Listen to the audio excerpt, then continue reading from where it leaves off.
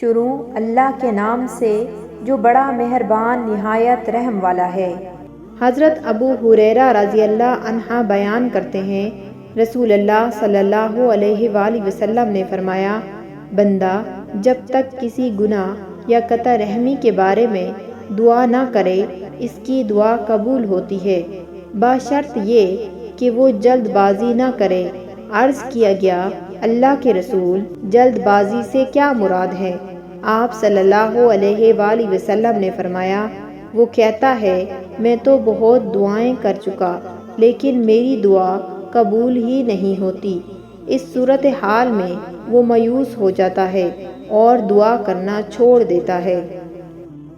حضرت عبداللہ بن عمرو رضی اللہ عنہ سے روایت ہے کہ رسول اللہ صلی اللہ علیہ وآلہ وسلم نے فرمایا، روزہ اور قرآن بندے کے لیے سفارش کریں گے۔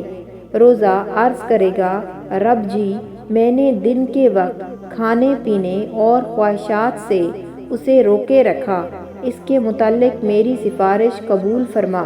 اور قرآن عرض کرے گا، میں نے اسے رات کے وقت سونے سے روکے رکھا، اس کے متعلق میری سفارش قبول فرما۔ ان دونوں کی سفارش قبول کی جائے گی۔